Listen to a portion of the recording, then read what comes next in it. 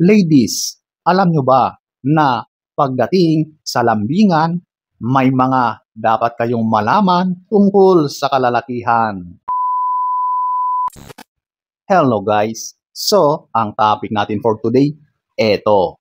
Mga dapat nyong malaman tungkol sa mga kalalakihan pagdating sa intimacy. So, kung gusto mong malaman ang mga ito, panoorin mo ang video na ito. So, without further ado,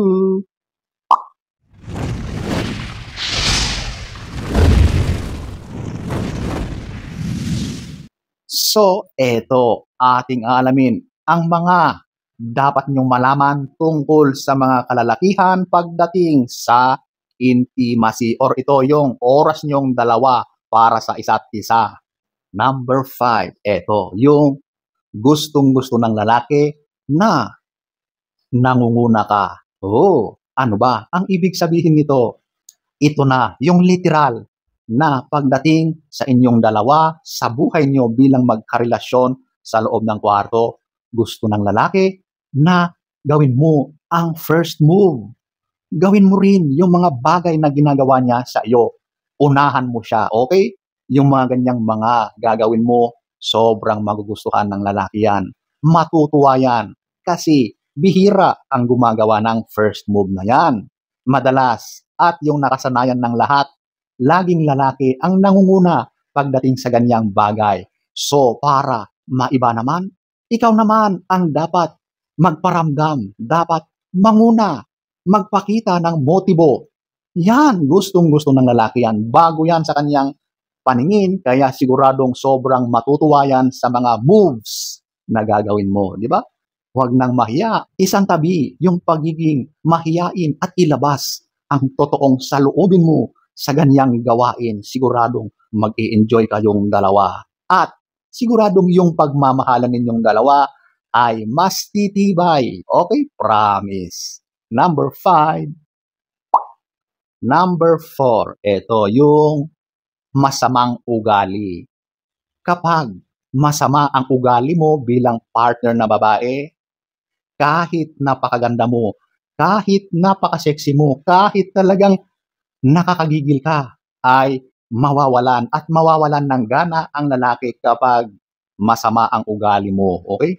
Alam mo, yung ugali na yan, isa yan sa sobrang nakakasira sa intimacy ninyo bilang magkapareha. Okay? Minsan, kung sino pa yung napakagandang babae, napaka-sexy, napaka-poging lalaki, napaka-macho, minsan sila pa yung meron ding issue sa pag-uugali or talagang merong taglay na masamang ugali. Di po ba?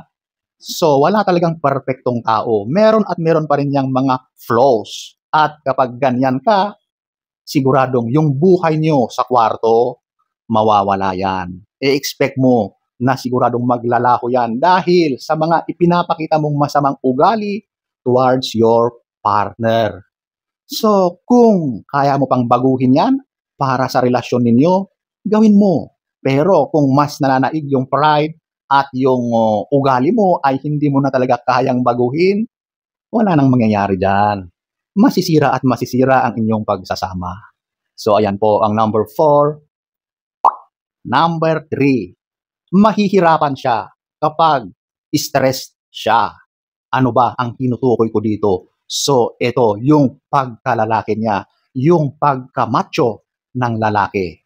So, alam mo na siguro, ang lalaki, kapag maraming bumabagabag sa kanya, kapag marami siyang iniisip, problemado siya, stress na siya, ang katawan niya, ang unang-unang tinatamaan dyan. At kasama na doon ang kanyang junjun.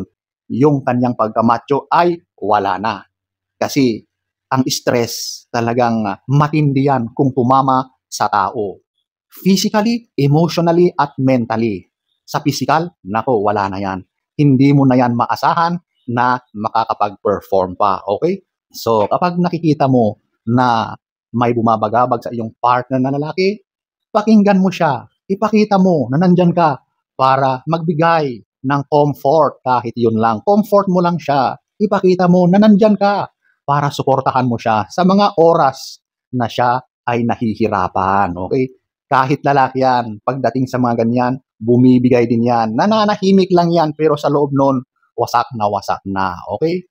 So, ayan po, ang number 3. Number 2, pag-aakusa or ito, yung inaakusahan mo siya ng pagtataksil. Naku, mahirap talaga yan.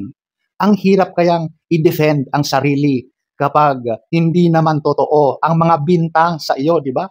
Kasi wala ka naman dapat i-defend, wala ka naman dapat ipagtanggol sa sarili mo. Kaya mangangapa ka talaga kapag ikaw ay inaakusahan. So kapag inaakusahan mo ang iyong partner na lalaki, nako, masakit yan sa kanya. Lalo na kapag wala naman siyang ginagawa. Ang mga lalaki pa naman ay natural na hindi magaling or hindi marunong mag-express ng kanilang saloobin. Kaya kapag yung mga ganyang akusasyon mo, madalas, tameme yan. Siyempre magsasabi yan na hindi ko yan ginagawa. Pero dahil sa kulang sila sa expression ng kanilang sarili, yung pag-aakusa mo sa kanya ay parang totoong-totoo, di ba? Majority kasi ng mga lalaki ay hirap mag-express ng kanilang emotions. So pagdating din sa pagdepensa sa kanilang sarili, lalong-lalo na sa mga ganyang uri ng akusasyon, ay hirap sila.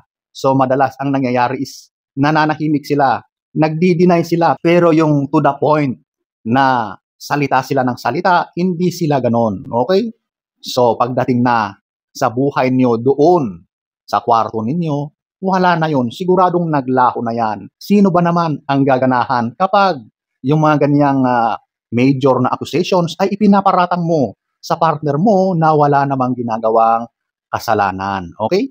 Kung totoo yung mga bintang mo, valid. Pero kung puro pag-aakusa lang, wala namang katotohanan, malaking dagok yan sa part ng lalaki. At pagdating sa buhay nyo bilang mag-partner sa kwarto, wala na yon. Siguradong at risk na yon na hindi na magaganap. Okay? So, ayan po, ang number 2. So, ang number 1, ito, yung katahimikan or peaceful woman. Alam nyo, isa yan sa ninanais ng mga kalalakihan sa isang relasyon. Yung peace, katahimikan. Kapag ang babae or ang kanyang karelasyon ay natural na maingay or lagi-laging nagbubunganga, wala na yung katahimikan sa inyong tahanan.